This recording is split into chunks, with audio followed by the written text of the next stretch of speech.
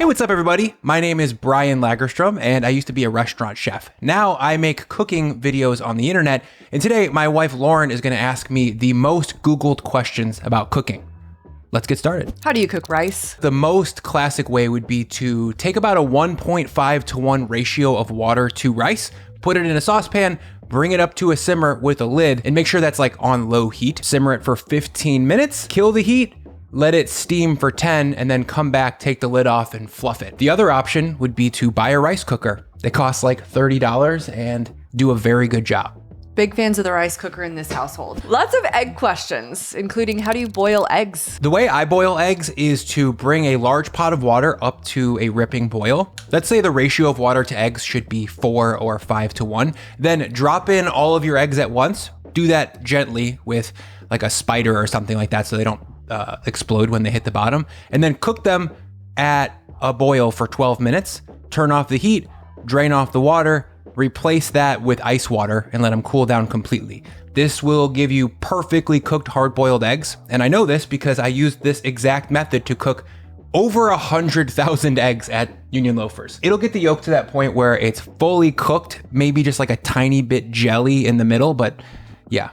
It's pretty effective. What temperature do you cook chicken to? 150 to 155 F. The food safety of chicken kind of comes down to time and temperature. So for me, if you're gonna bring it up to 150, which I think is the optimal sweet spot for at least chicken breast, we'll talk about thigh in a second, you need to keep it at that temperature, I think, for 3 minutes. A lot of people will say like 170, 165. For breast meat, that dries it out and does not deliver a great result, in my opinion. And for thigh, like the minimum would be 150, but you can cook thigh to whatever you want. Like the higher you cook it, the better actually. So 175, 180. The trick is getting those two things cooked properly when they're attached to the carcass of a chicken.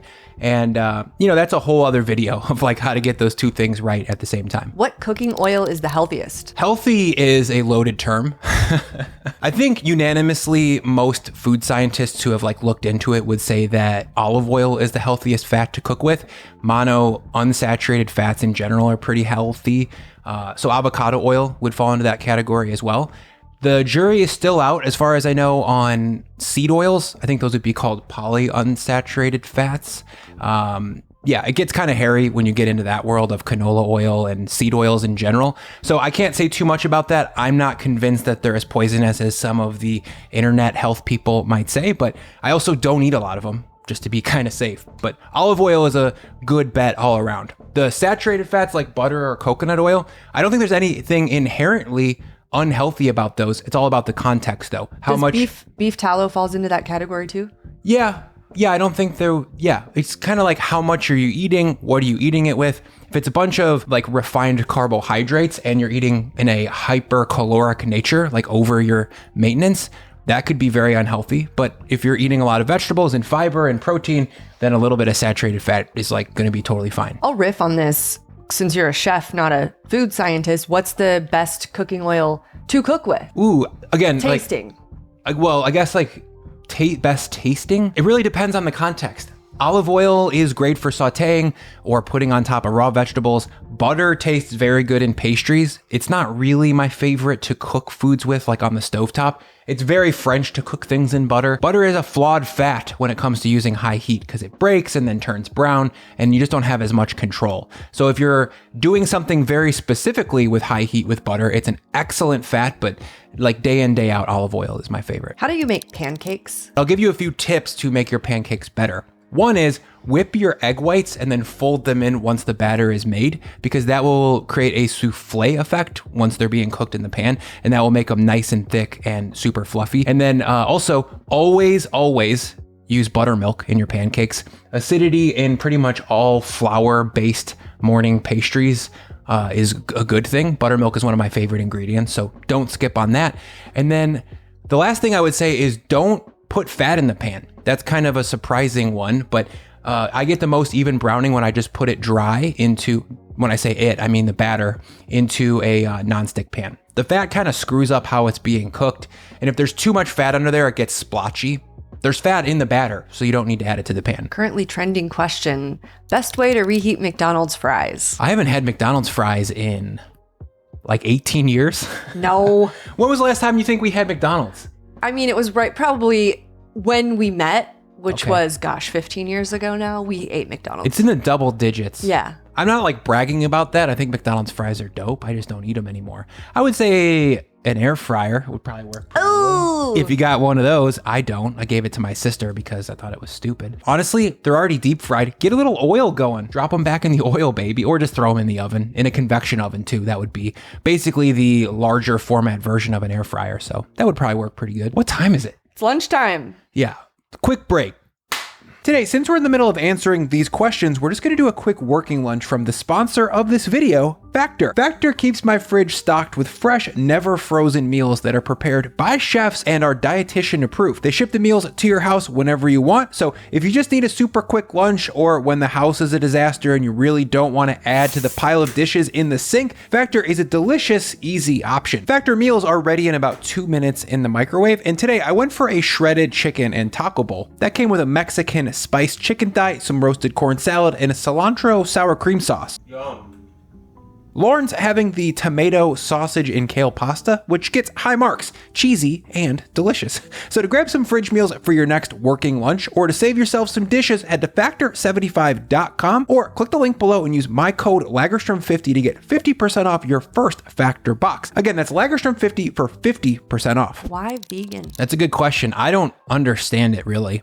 To get political here for a second, at least for me, like veganism doesn't really seem like the best way to eat. If you're vegan out there, I respect your decision to do that. But just like from the food internet that I've been exposed to and the few books that I've read about nutrition, like it doesn't really seem like a great idea to cut yourself off from animal protein because it's a pretty nutritious food. And also like the agriculture involved with like creating massive amounts of soybean and wheat to make these vegan food products is not that much better than like industrial meat production in terms of like the environment. Now, like the big caveat to that is methane from cows. Like that's a problem.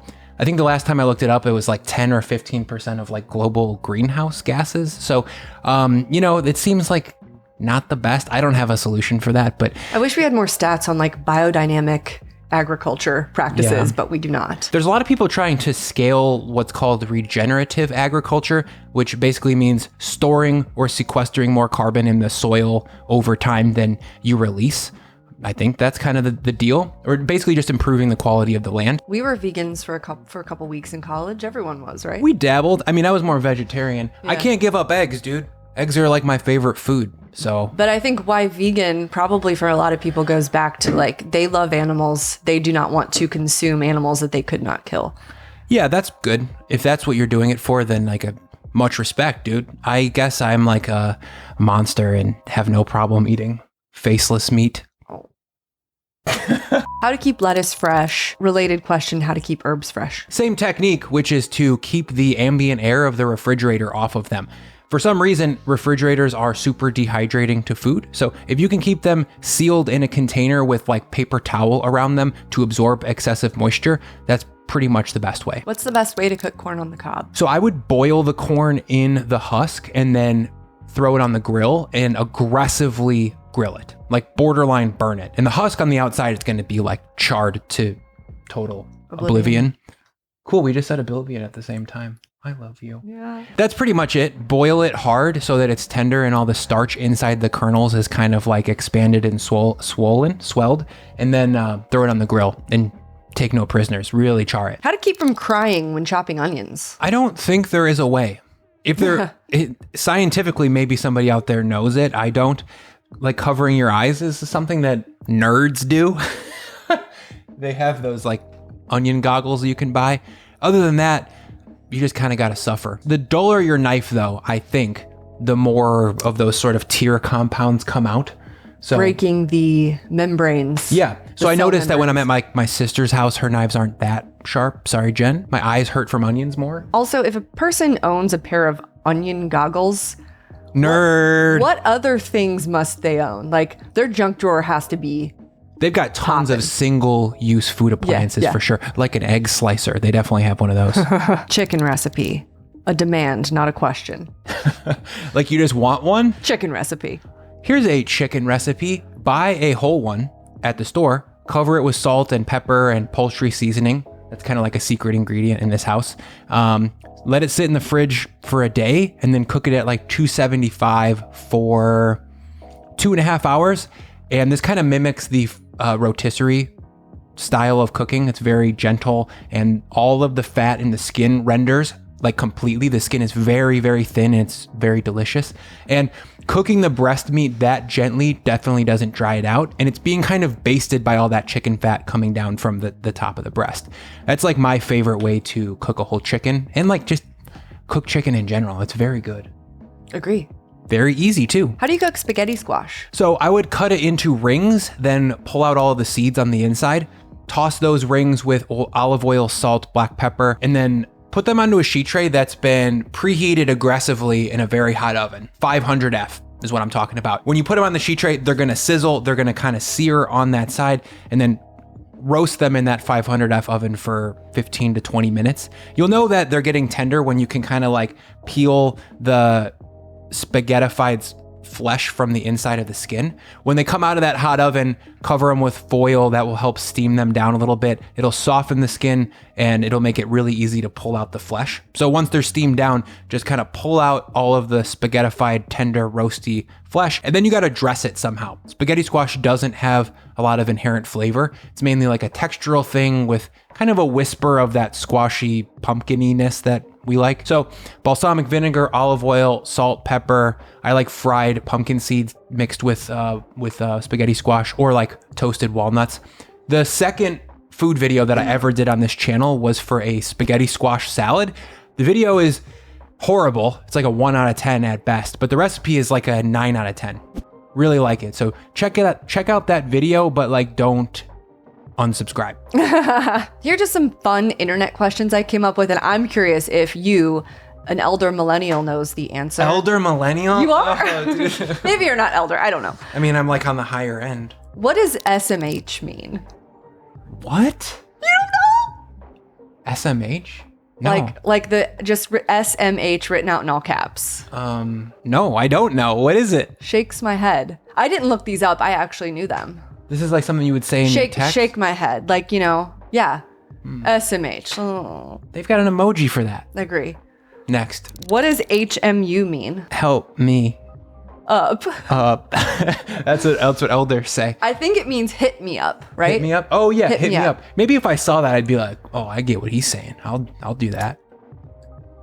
What? Hit me up, like give him a call. Like, Got it. What happens if you drink the Grimace shake? I mean, I'll get acne if I drink, if I drink like that much like processed. You know dairy. what it is? The Grimace shake? Yeah. I mean, it's like a purple shake from McDonald's that all the non-millennials, Gen Zers, are drinking, and they're like talking about it. But Or TikToking about it. Did you know it like had a meme around it? I mean, I heard about it. Oh, wow. But those were my secret questions. You did well. It's like 50-50, and I didn't know the other two.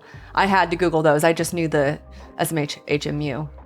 Okay, I've got a question for you. Oh, Potato chips or French fries? French fries. Pizza or hamburgers? Pizza. Milkshake or Diet Coke? Milkshake. Okay. Also, We don't like, have to they keep want to this know in. your answers. We don't have to keep it in. Whatever. What are I didn't have yours? anything prepared. I don't know, man. I'm leaning hard into Diet Coke lately. I'm not proud of it, guys, but I've drank some DCs lately. Brian loves to ask questions of like fries or chips. He loves it. Pecans or walnuts for the rest of your life. Pick one. Yeah. Let us know in the comments obviously what you would walnuts. pick. He literally does this in just like a circle of friends, loves to know the answers, and then start a heated debate about it. One fruit for the rest of your life, apple or banana? What is it? Apple. Yeah. Oh, I don't know. Oh, bananas are pretty good. Oh, you wanted to mention something before we end this video. Yes, and that is Brian Lagerstrom merch finally exists. It's currently up on pre-sale. We're going to put the link on the screen right now. There's 2 t-shirts and a tote. One of the t-shirts only available in the pre-sale, which ends August 18th. And then after that, you can get some other stuff just on the website, but we'll put the link on the screen. Shout out to David from El Nino. He designed the stuff and we really like it.